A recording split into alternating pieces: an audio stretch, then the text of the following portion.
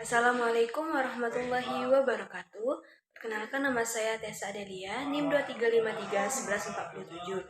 Nah, di sini saya akan menjawab pertanyaan yang diberikan oleh Bapak untuk tugas UAS. Soal pertama, jelaskan pengertian, tujuan, ruang lingkup, pokok-pokok materi pembelajaran akidah di madrasah. Nah, jadi akidah adalah keyakinan atau kepercayaan yang ada dalam hati seorang muslim terhadap ajaran Islam. Akidah juga menjadi dasar dalam menjalani kehidupan karena segala kegiatan ataupun perbuatan yang dilakukan seorang muslim harus dilandasi oleh keimanan kepada Allah Subhanahu wa taala. Oleh karena itu, pembelajaran akidah di madrasah sangat penting untuk membantu siswa memahami dan memperkuat keimanannya. Selanjutnya ada tujuan.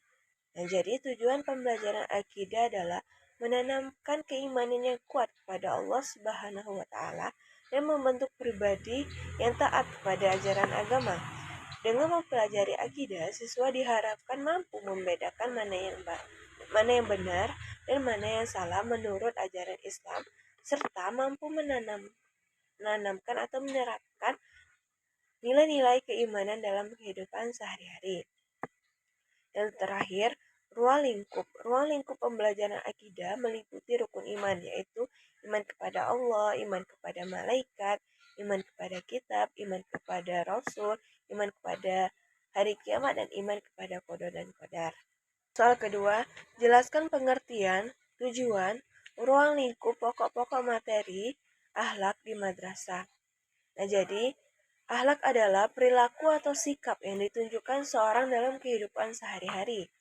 Akhlak dapat terlihat dari cara seorang berbicara, bertindak, dan berinteraksi dengan orang lain. Pembelajaran akhlak juga bertujuan membiasakan siswa untuk memiliki perilaku baik sesuai dengan ajaran Islam. Selanjutnya, tujuan pembelajaran akhlak. Dan jadi tujuan pembelajaran akhlak adalah membentuk siswa yang berkarakter baik, sopan, jujur, disiplin, bertanggung jawab. Selain itu, pembelajaran akhlak juga bertujuan agar siswa mampu menghormati orang tua, guru, teman, dan lingkungan sekitarnya. Terakhir ada ruang lingkup.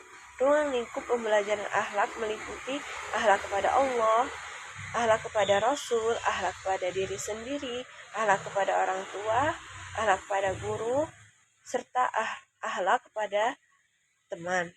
Hal yang ketiga, yang harus dievaluasi dalam pembelajaran akidah akhlak adalah ranah kognitif, afektif, psikomotorik.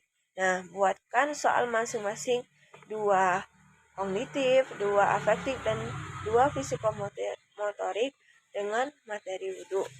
Aspek kognitif yaitu yang pertama, apa yang masuk dengan wudhu. Yang kedua, sebutkan 6 rukun wudhu secara berurutan. Yang kedua, itu aspek kognitif. Yang pertama, aspek kognitif itu bagaimana sikap yang harus ditunjukkan saat berwudu agar ibadah menjadi lebih baik. Yang kedua, mengapa kita harus menjaga kebersihan dan kesucian sebelum melaksanakan sholat. Yang terakhir ada aspek psikomotorik. Yang pertama,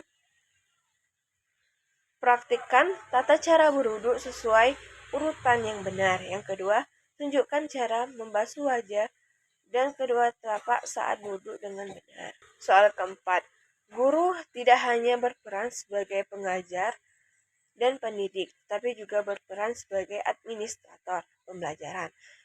Sebutkan dan jelaskan fungsi atau tugas guru sebagai administrator pembelajaran. Guru tidak hanya bertugas mengajar di kelas, tetapi juga bertanggung jawab mengelola seluruh kegiatan pembelajaran. Jadi, sebagai administrator pembelajaran, guru harus merencanakan kegiatan belajar dengan membuat perangkat pembelajaran, seperti membuat modul ajar, bahan ajar, dan alat evaluasi. Dengan perencanaan yang baik, proses pembelajaran akan berjalan dengan lebih terarah. Selain itu, guru juga bertugas mengelola administrasi kelas, seperti mencatat kehadiran siswa, menyusun daftar nilai, serta mendokumentasikan hasil belajar siswa. Guru juga harus membuat laporan perkembangan belajar peserta didik dan menyampaikan hasil kepada pihak sekolah maupun orang tua melalui tugas administrasi tersebut. Proses pembelajaran dapat berjalan lebih tertib dan terorganisir. Soal kelima, salah satu prinsip yang harus dipegang dalam memberikan evaluasi hasil belajar adalah prinsip objektivitas. Nah, jelaskan maksud objektivitas evaluasi pembelajaran dan bagaimana kiat atau upaya agar objektivitas dalam evaluasi hasil belajar tetap terjaga.